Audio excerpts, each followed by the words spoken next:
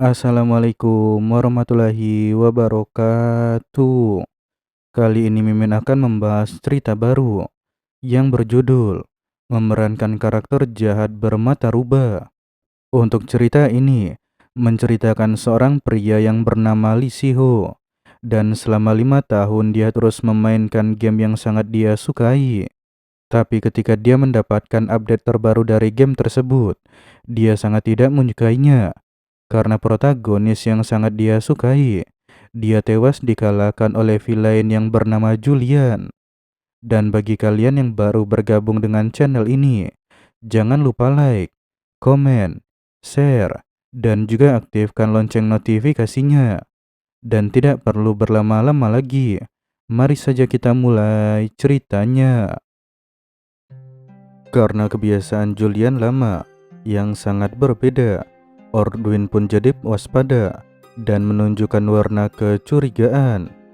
Namun Julian yang sekarang sangat panik. Di dalam hati dia terus bertanya-tanya bagaimana Julian masa lalu memperlakukan komandannya. Namun karena ini adalah pertaruhan dalam hidupnya, Julian yang sekarang bertindak tegas, layaknya seperti seorang villain yang menakutkan. Dia memegang pedang milik komandannya dan bertanya, apakah komandannya memiliki sebuah masalah. Ordwin cukup kesal akan hal ini, namun dia menarik pedangnya sembari memberitahu. Normalnya, anggota Sud S sangat jarang datang langsung ke markas pusat. Meski mereka datang, mereka hanya menyelesaikan laporan tanpa banyak bicara dan langsung pergi. Jadi melihat Julian yang mendadak menjadi rajin, itulah yang membuat Ordwin bertanya-tanya. Lee merasa bersalah karena dia telah mempertanyakan sikap Julian masa lalu. Namun dia tidak menyangka Julian masa lalu dia bisa membedakan hal umum dan juga pribadi dalam Shoot Ace. Dan dia pun beralasan karena telah mengambil cuti panjang akibat cedera. Jadi dirinya datang secara pribadi untuk melaporkan hal itu. Namun melihat pria itu yang mulai memberontak, Ordwin pun jadi merasa jika sepertinya Julian sudah pulih dari cederanya. Sebaliknya Julian merasa terganggu meski sudah diintimidasi. Namun Ordwin masih berani berbicara seperti itu, sehingga membuat pria ini berpikir jika wanita itu bukanlah seseorang nona biasa. Namun Ordwin sudah tidak peduli dan dia membaca laporan yang diberikan oleh Julian. Tapi sangat disayangkan bahwa tidak ada orang yang pantas di antara para peserta. Ordwin bertanya, Julian adalah murid dari Swordside Hidden Ridge, jadi skill standar hanya hal biasa bagi pria itu. Namun tetap saja, apakah di mata Julian ada beberapa orang yang bisa menjadi apprentice? Dan dengan spontan, Julian pun memberitahu bahwa benar-benar tidak ada yang pantas di antara para peserta itu.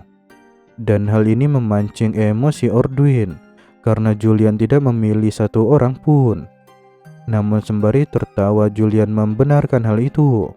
Dia tidak memperdulikan apapun dan menganggap ini adalah masalah sepele. Ordwin sudah terpancing amarahnya dan dia bertanya kepada Julian, kenapa tidak memilih satupun orang di sana. Tapi pria itu malah tertawa dan dia sama sekali tidak mau menjawab. Ordwin marah dan menganggap Julian adalah orang yang gila karena Shoot Ace sekarang kekurangan orang. Jadi setidaknya mereka perlu mengisi beberapa tempat yang kosong meski hanya merekrut satu orang saja. Namun pria ini tetap teguh dengan pendiriannya. Dia meyakinkan komandannya jika keputusan yang dia ambil itu sudah benar. Karena seluruh pelamar itu, mereka tidak pantas bergabung dengan Shoot Ace. Dan pada akhirnya, kedua orang ini terus beradu argumen. Namun untuk yang sebenarnya, Julian melakukan semua itu karena dia ingin menghindari duel asli. Ordwin yang sudah sakit kepala, dia pun menyuruh Julian untuk segera pergi. Namun sebelum beranjak dari sana, Julian mengajukan sebuah proposal kepada komandannya dan meletakkan selembar surat. Julian menjelaskan bahwa dia menemukan masalah dan memberikan solusi dalam tes melalui sebuah duel. Dan orang-orang itu, mereka tidak memiliki kepekaan terhadap Sud-Es. Ordwin juga setuju jika pelamar harus mengetahui seperti apa organisasi yang akan mereka lamar.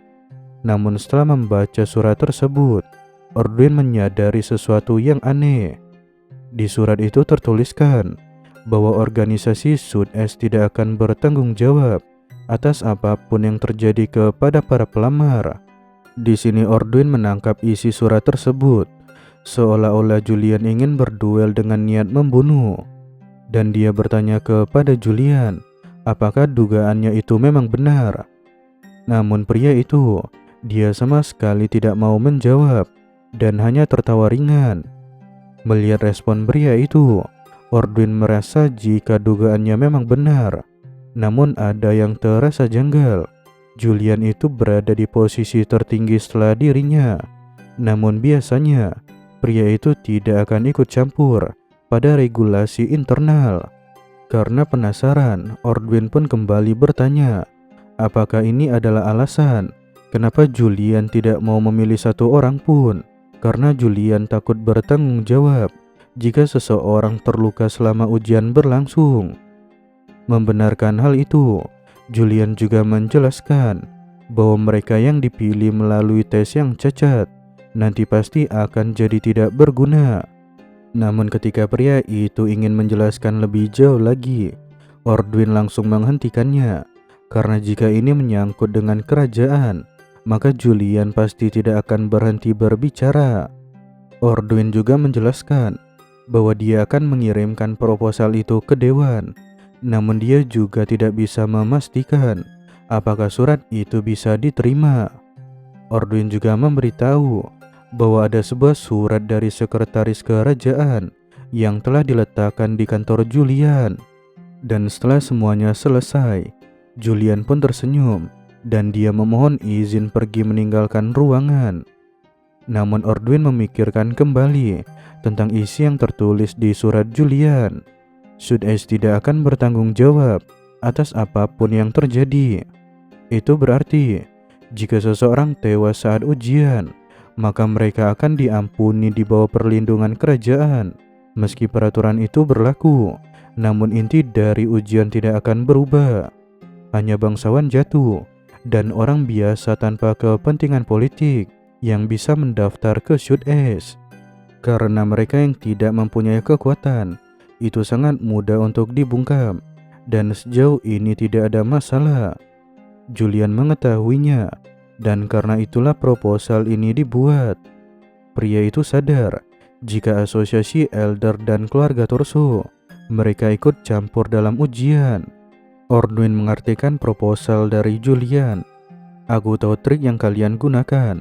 Jadi jika kalian menggunakan trik yang sama, maka itu akan jadi usaha terakhir kalian. Menanggapi keinginan bawahannya yang keras kepala, Ordwin memanggil seseorang dan dia memerintahkannya untuk mengirimkan surat itu ke asosiasi Elder. Ordwin tidak menyangka jika Julian akan berubah sejauh ini setelah dia mengalami cedera. Pria itu sebelumnya hanya mematuhi perintah kerajaan. Jadi karena hal inilah Julian disebut sebagai anjing kerajaan. Tapi makhluk buas tanpa emosi yang tidak menyimpan dendam pada para atasannya. Sekarang dia telah melepaskan talinya dan mulai menjadi diri sendiri. Namun berkat hal ini, itu membuat Ordwin jadi sakit kepala dan dia berniat untuk terus mengawasi Julian. Dan cerita pun berakhir. Terima kasih atas perhatian kalian semua. Wassalamualaikum warahmatullahi wabarakatuh.